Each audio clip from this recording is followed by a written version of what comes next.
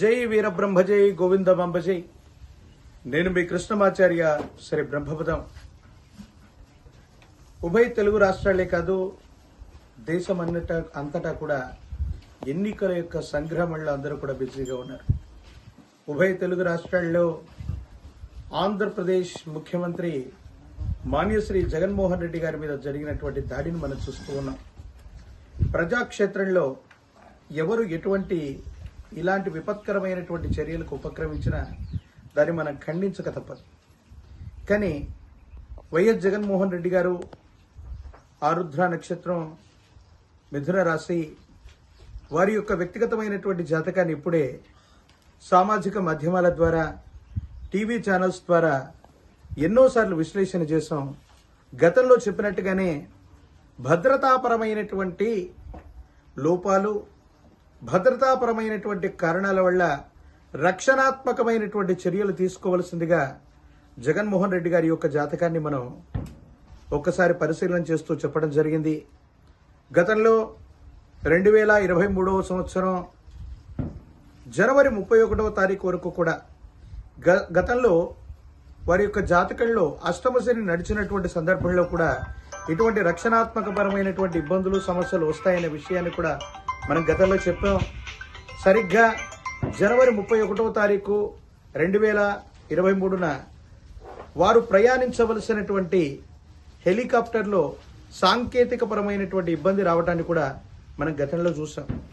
మరి ఈనాడు 2024వ సంవత్సరం ఈ ఏప్రిల్ మాసంలో నిన్నటి రోజు విజయవాడలో వెల్లంపల్లి శ్రీనివాస్ గారు మరియు మాన్యశ్రీ ముఖ్యమంత్రి వర్యులు వైఎస్ జగన్మోహన్ రెడ్డి గారు వారు చేస్తూ ఉన్నటువంటి క్యాంపెయినింగ్లో కొంతమంది ఆగంతకులు వారి మీద దాడి చేసినటువంటి సంఘటన మనం చూసాం. మాన్యశ్రీ ముఖ్యమంత్రి వర్యులు గాయపడ్డటువంటి సంఘటనలు కూడా మనం చూస్తూ ఉన్నాం. సమీపమైనటువంటి భవిష్యత్తులో వైఎస్ జగన్మోహన్ రెడ్డి గారికి రక్షణాత్మకమైనటువంటి చర్యల అవసరం. వారి యొక్క జాతక ప్రకారంగా ఇలాంటి ఇబ్బందులు, సమస్యలు, ప్రతిబంధకాలు కొన్ని ఉన్నాయి కాబట్టి మరిన్ని రక్షణాత్మకపరమైనటువంటి చర్యలు తీసుకోవటం ఖచ్చితంగా అనివార్యం. వారి యొక్క జాతకంలో రాజయోగం ఉంది, అనుకూలవంతమైనటువంటి స్థితిగతుల్లో భవిష్యత్తు ఉండబోతుంది, దాంట్లో ఎటువంటి సందేహం లేదు. కానీ ఇటువంటి కుట్రకోణాలు, దాడులు ఇలాంటి ఉండేటువంటి అవకాశం ఉంది కాబట్టి మాన్యశ్రీ ముఖ్యమంత్రి వర్యులు కట్టుదిట్టమైనటువంటి భద్రతా ఏర్పాట్లని, రక్షణాత్మకమైనటువంటి చర్యల్ని తీసుకోవటం వల్ల అనుకూలవంతమైనటువంటి ఫలితాలు వచ్చేటువంటి అవకాశం ఉంది. వారిని మనం రక్షించుకోవాలి. ఎందుకంటే ఒక రాష్ట్రానికి ముఖ్యమంత్రి స్థానంలో ఉన్నటువంటి వ్యక్తికే రక్షణ లేకపోతే ప్రజల యొక్క పరిస్థితి ఎట్లా ఉంటుందో మనం చూడొచ్చు.